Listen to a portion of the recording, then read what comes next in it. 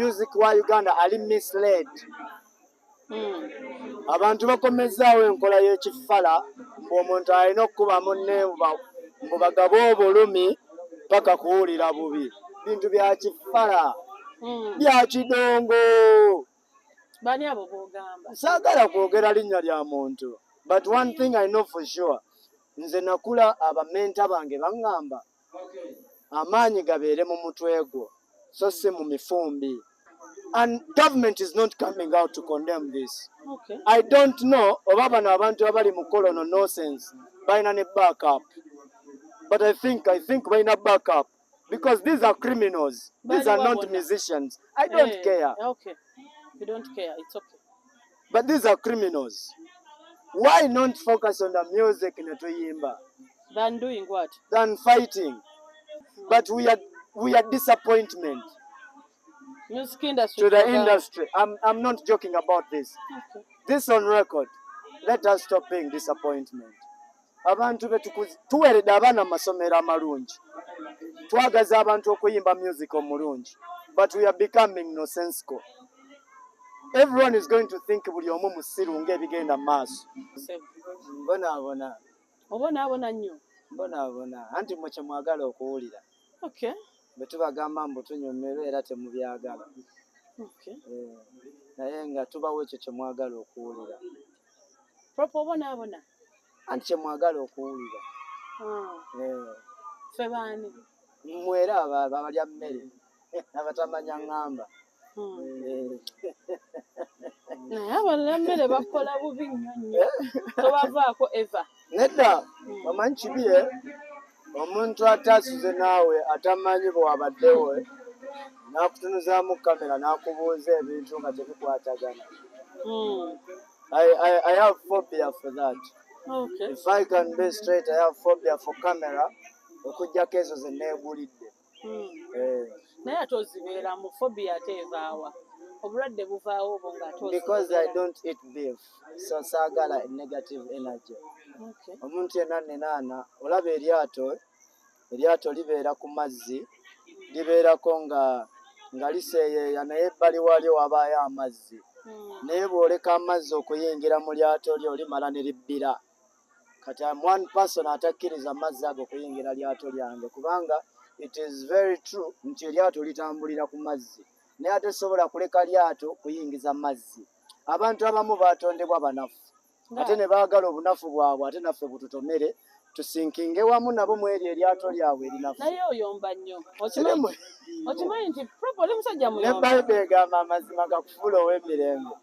Kaye tuveeyo obadde ogamba ki? Okay, proper ng'obadde otubuzeeko. Mbuzeeko abo abatamanyi gye mbeera.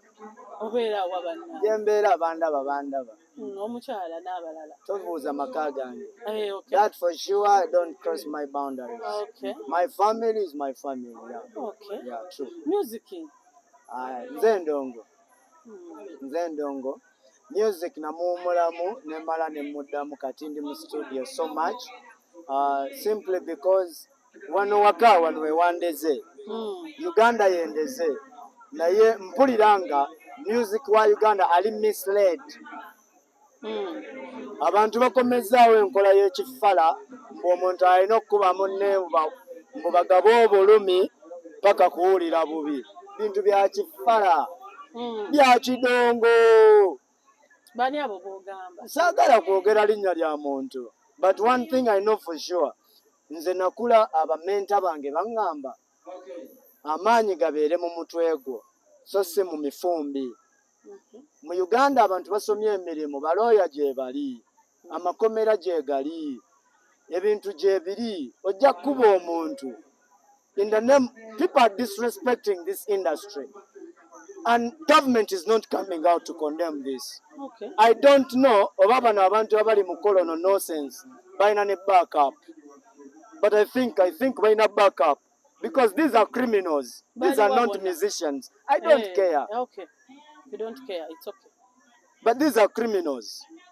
Why not focus on the music netuyimba Than doing what? than fighting? Okay, for example, nze ndi musajja agoberedde abasajja nga ba Fela Kuti abatandika music wa Afrobeat. Yeah. ngoberedde abasajja nga ba Burna Boy, ngoberedde abasajja nga ba Davido n'abalala. I don't see this happen in their country. Wano mulwana nnyo. I don't see this happen to abantu abamanyi music owaddala. But we are disappointment Music industry. to the industry. I'm not joking about this. Okay. This on record. Let us stop being disappointment. Abantu tuweredde abaana mu masomero amalungi. Twagaza abantu okuyimba music omulungi. But we are becoming nonsensical. Everyone is going to think buli omu musiru ng'ebigenda mu maaso. Bya kidongo. I don't want to mention names. Byonna bya kidongo. Can we sing? Okay. Tuyimbe.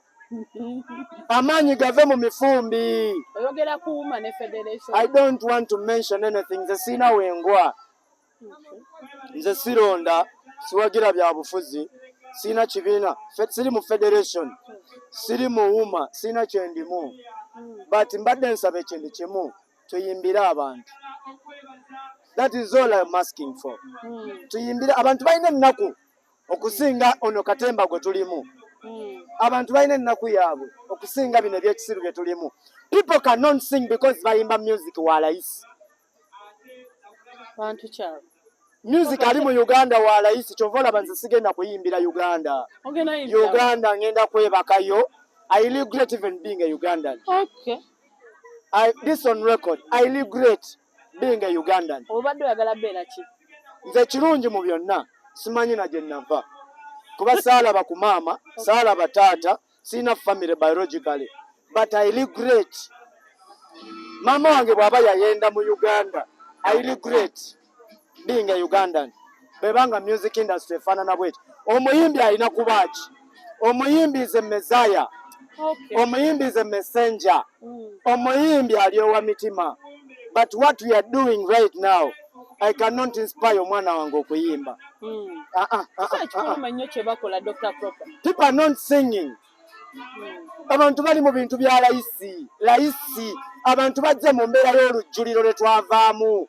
Abantu ba lujjuliro. Olujjuliro lususse mu music waffe. Mutadde politics mu music waffe. Nayogera luli ku interview ne mugamba abantu ne bakola bikomenti byabwe nti Proper alabika atamidde. Proper alina obusungu. Tewali muwendo gw'ogenda kuteeka ku music industry yange nga Dr. Proper. Nabadde njogera n'abaana bange waka. Songs like Oba Ogenda Genda. These are songs that have lived life, test of life. These are songs that will live to stay. But mulimu ebintu bye tulaba ebigenda mu maaso nga tebirina kye bigasa ggwanga.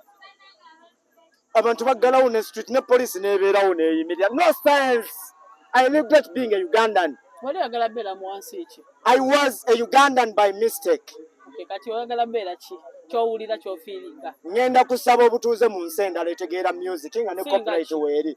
I'm going to do research. Ngenda kwogera ne management yange. I regret being a Ugandan. Okay. I'm sorry.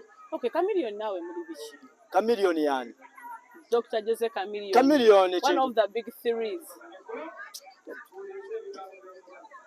I don't comment on that. Nedda tubuulire. I'm not Chameleone commenting. No, I'm not commenting on that. Tuwulira mu gwe naye. I'm not commenting on that. Naye nga Chameleone tomumanyi ebyaddala oba oli mu kulimba? I laugh it off. Okay. Yakola ki? I laugh it off. Twabiwulira biki bye yakola? Bye wawulira by'oba osigaza. I laugh it off.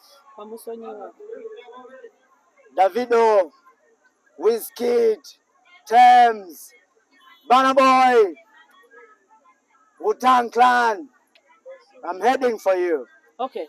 I'm heading for you. No, Mamagala local. Me, I'm not local. Okay, okay. Me, I'm not local. It's okay. You might even be getting an interview from me for the last time. Yeza mukwano gwo. Sagala weerimbe. Siri Oli mukwano muntu gwo. gwe mmanyi. Ne mu wiiki ewedde tomanyi kye nalidde. Tomanyi kye nalidde mu wiiki ewedde. Okay, kati tubuulireko ku Chameleone. Kati olaba oyo nonsense wammwe, kati mmwe gwe mwagala. Nti nze mbisanye n'ani ne Camille. I told Camille what was hurting me. Ekyo ne kiggwa. Alina omuntu mukulu. message waba yagifuna naye nga yakuyisanga bubi tubuulireko naawe proper. Tugende ku bintu ebigasa eggwanga. Lwaki bwemba mukola interview temwogera ku bintu nga Grammy Awards? You're so limited. Okay. Thank you.